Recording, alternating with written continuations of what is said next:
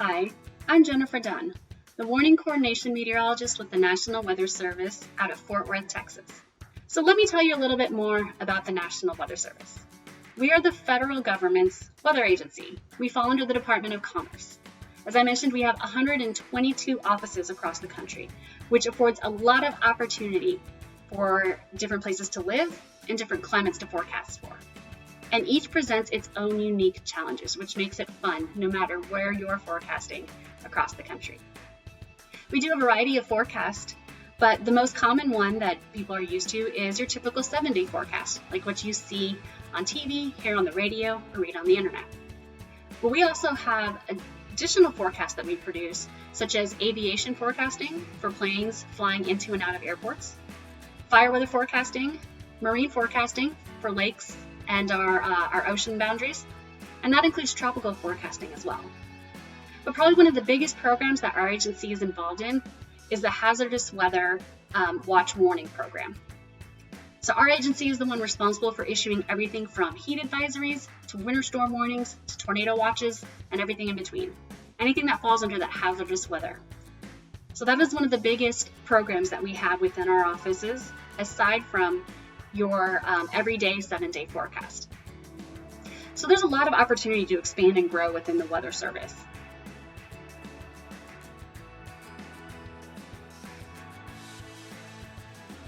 My interest in weather started when I was in 8th grade. I remember looking out the window at a thunderstorm and realizing I had been fascinated by thunderstorms for a while, and I wanted to learn more.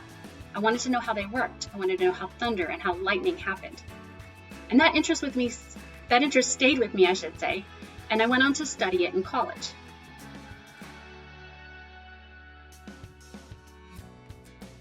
I went to Texas A&M University, where I got a Bachelor of Science in Meteorology in 4 years.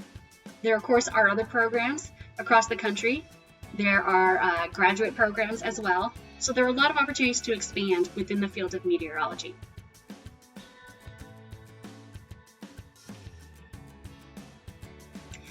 Meteorology, though, is very heavily based on math and physics. So having a good experience or a good skill in either one of those, maybe not necessarily both, but either one of those is definitely beneficial in our field. For those of you who are interested in meteorology, maybe looking forward to possibly studying it in college, I definitely recommend concentrating on those math and science classes.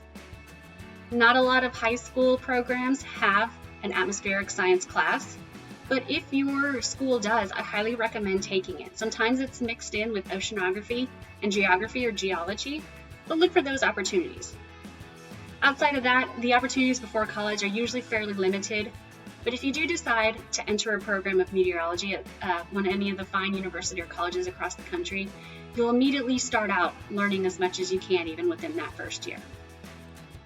One of the other biggest things that I can recommend, especially as you complete high school and college years, is to try and make yourself as well-rounded as you can with different skill sets. That's really going to help you on any application or resume that you have, particularly for the Weather Service. We have a lot of interest in programming. We're always looking to make our models better or make new tools for our office to help us produce the forecast more efficiently. We're also really getting into the field of GIS. So any classes or any expansion, if you have interest in that, it is definitely helpful for hiring purposes in our agency. And then, of course, we have to be good communicators too. So being able to speak, whether it's on the phone or here on camera in front of y'all, or just communicate the weather to a group of people, whether you're out on deployment or if you're out doing a talk, an educational talk. Honing those speaking skills can really help you too within our agency.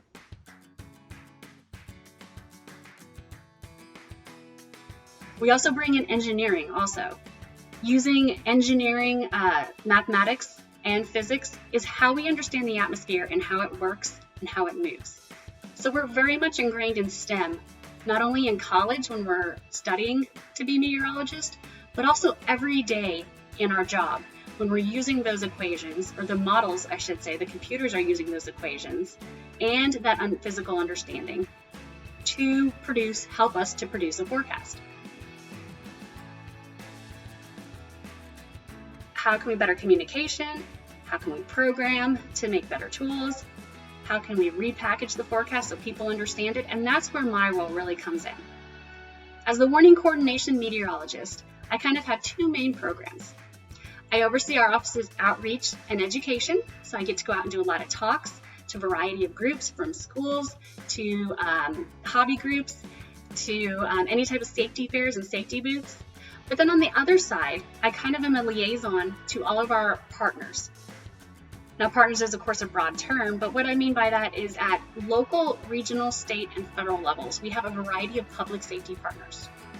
Most of them are emergency managers or those others who deal with public safety, ensuring that communities and jurisdictions are resilient to weather and can respond when weather happens in that area.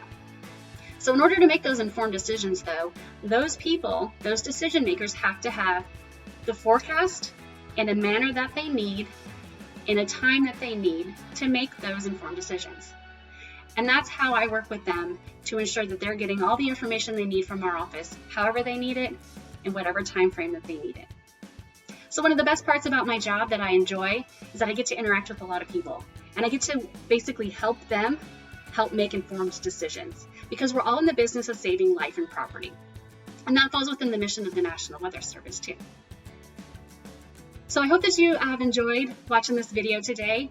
Please do not hesitate to reach out to our office at any time, or myself, if you have any questions. We're always happy to tell you a little bit more about meteorology or fill you in on any questions you might have about the weather and how certain things work. Hope you have a wonderful day.